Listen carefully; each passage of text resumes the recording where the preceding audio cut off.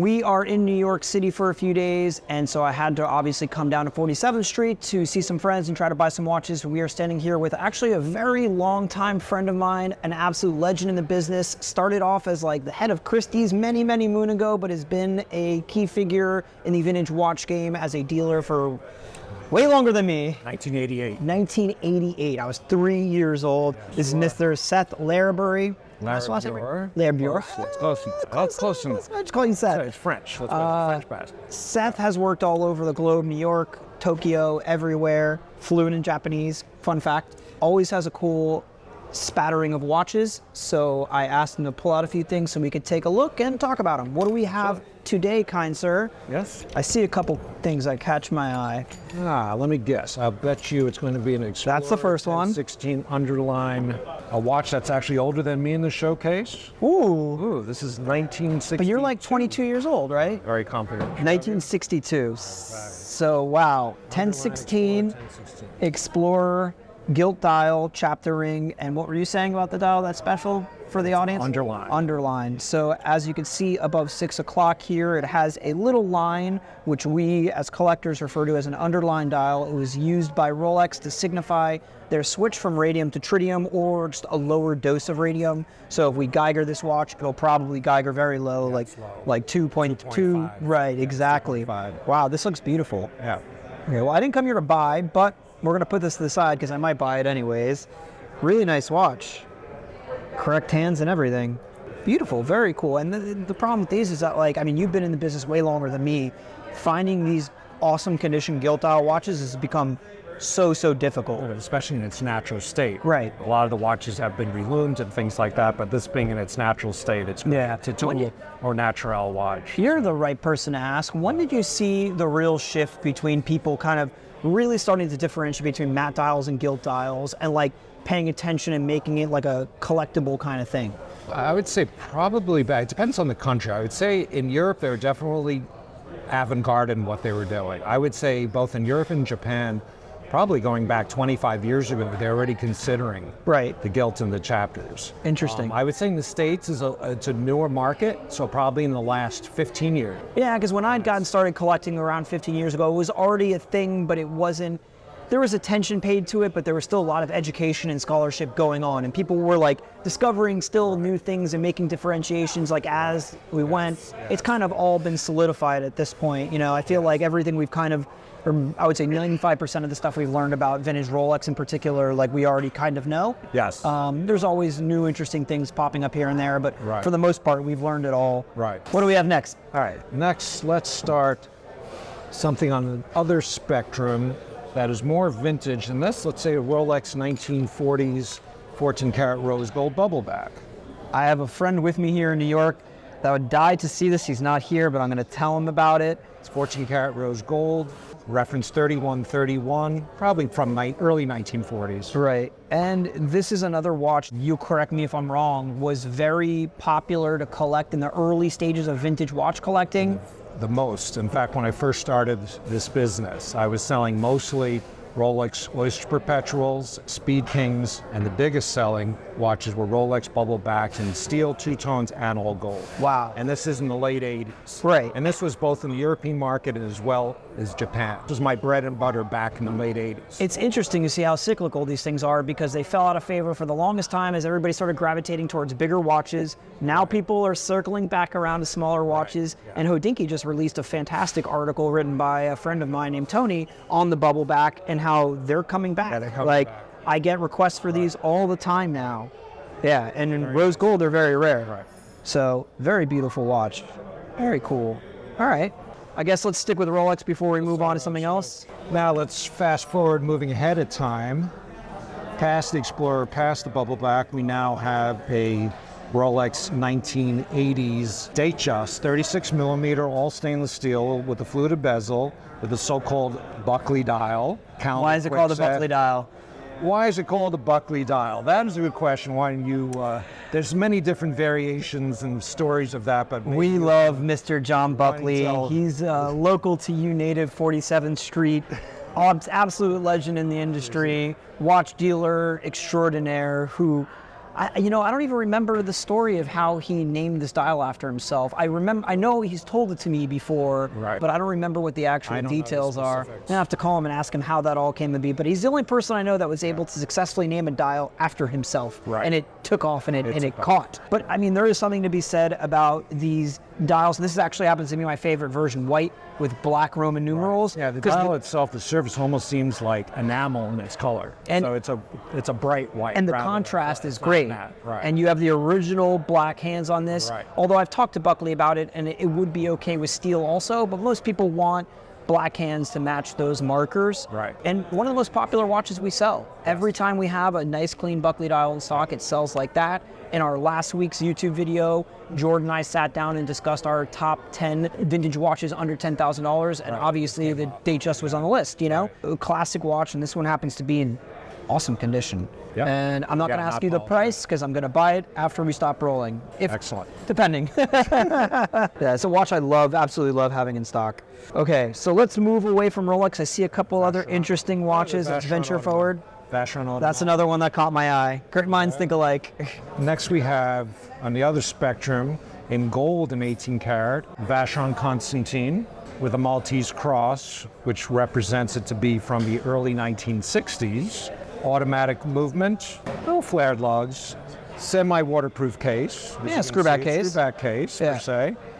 The size is probably like 33 millimeter. No, this is like 35. This is it bigger. 35? Yeah, for sure. These for me represent, we actually didn't talk about these in the YouTube video, and we probably should have, represent some incredible value. What are you asking for this watch?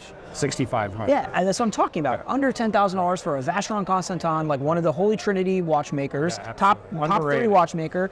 Always underrated for years. Yeah, dress screwback waterproof watch. And this is actually a really cool one. If you could see on the dial, there's oscillating style of markers. So you have a 12, 3, 6, and 9, like a standard, like kind of like baton. And then every other marker is, I guess you call it a button style, which I don't think I've ever seen this dial configuration.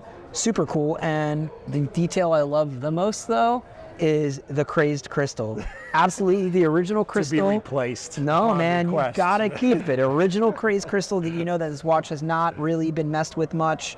Maybe the crown was replaced, okay, but the crystal wasn't, it survived. Beautiful watch, and like for me, it's just such value for the money. Total. Such They've value always for the been money. second place to Patek. Right. Whereas Vacheron, the movements and the case designs have been fantastic. Yeah. And really deserve more credit. than they Yeah, get. most of the times in-house from them too. Classic design, great size, Yes. great price. It's just kind of like an unbeatable proposition, and way rarer than any Patek Philippe. Or not any, but most of them, Yes. For an automatic watch at $6,500, Can't beat it. you can't beat it. Absolutely can't beat it. Stunning example. And the dial looks perfect. I mean, I'm not looping it, but it looks great. Perfect. Yeah, just crazy on the crystals you mentioned. But I love that. That's I just- love the crazing. It's just, for me, it shows like the authenticity of the watch, right. What do we have next? I want to talk about these two because you will have more info than anybody probably that I know, but I want to talk about this IWC first. That caught my eye. So what do we have here? Making sure it works first? 1950s engineer, late 50s. So this was IWC. IWC 18 karat gold. Yeah, this one's an 18 karat gold, but this was their scientific Magnetic, watch, their scientific. anti-magnetic, their Anti-magnetic. answer to the Milgauss or like the 3417 Patek. Exactly. Classic watch, and you Original really, black dial. The hands are not original, in my opinion. I could be wrong. What do you think? I'm going to be honest, I'm not 100% an ingenieur expert from this era, or any era for that matter, so I can't say it confidently. They look to be the right length, but I don't know if they're the right style. But I will say, you never see black gilt dials from this era. Very difficult to find. Right. Very, very difficult to find. Also in solid gold, you don't see a lot of them. And the dial's nice. Yeah. Some crazy. Yeah, it has a little bit of patina, but like it's not, there's no damage, chips on the side. Exactly. And it's just, again, it's a watch that you really don't see very often. It's not a watch you expect to like walk up to somebody's booth and see, especially, No.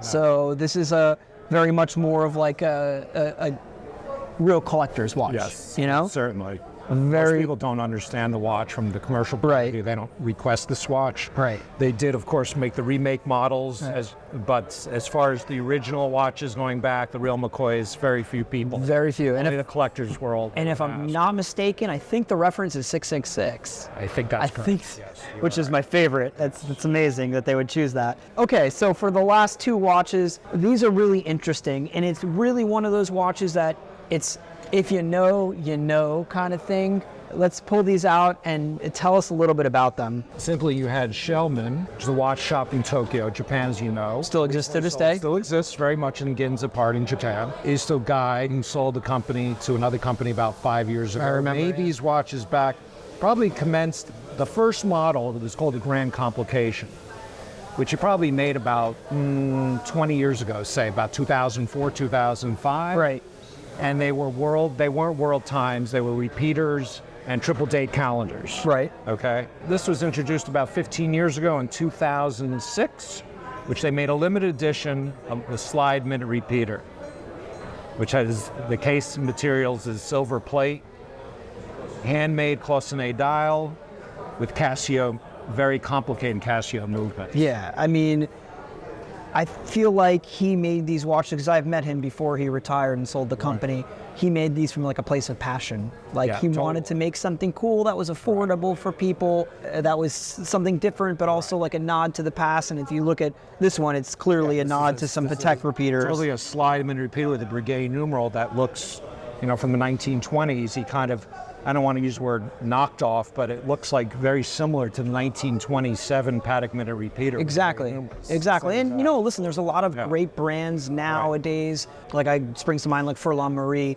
that are making accessible modern watches at a good price point that are a nod to the past, that are very much inspired and taken from classic models. Like they started with the 1463 Patek and have since expanded. That's what Shellman was doing at a time really when no one else was doing that too. That's right. Early 2000s, late 90s kind of thing. Right. How much are these watches? This watch is $5,000. I mean, come on. Really. Cloisonné dial, minute repeater, world time. I think the number one model, they're numbered. I think the first one sold in an auction, I think was 20 or 25,000, not too long ago. Really? Years ago, yeah, the very first one. Wow. New old stock, it hasn't been worn. It's not produced, has with the box, card, everything. Super cool watch. Super duper cool watch. And what about this one? How much are these going for?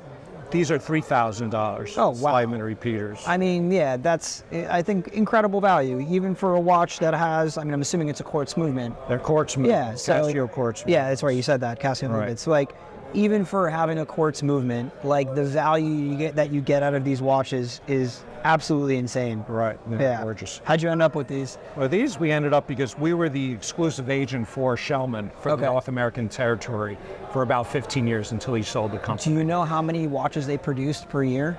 I think in this number, you can see in the back that shows you the number here. It says 000AP, so this might be like one of the first, I guess. The total numbers they made was approximately about 800 pieces. They made. Right. So in America, we had about 250. That's what our allocation was. And all were sold except a handful left that we kept. Wow. Personally. So this is one of the... that I personally kept. Oh, wow. That's how I ended up with that, as long as this. That's crazy. The production level was higher because he probably made these about 3,000 plus. Right. Interesting choice to rhodium plate them too. Yeah. Probably to keep costs down and be able to like make the case. Yeah. I'd say so. As opposed to it's harder to work with stainless steel. But he used good bands though. Yeah. No, listen, and it's weird because it's like very much a lot of people sneakily know about these watches who are like very much into them. It's a cool little part of horological history, especially coming out of Japan. Absolutely. Where a lot of fantastic watches are coming out of right now. A lot of new watchmakers are emanating from. All right, well, awesome. Well, dude, thank you so much for showing us these watches. Yeah, if you are in New York and you are planning a trip to 47th Street, he is at 36 West 47th, booth E06. He's not here every day, so we will drop his information in the description below so you can maybe set an appointment to come see some of his amazing vintage watches. Dude, I'll see you in a couple months at the Miami Antique Show. See you in Miami. Absolutely.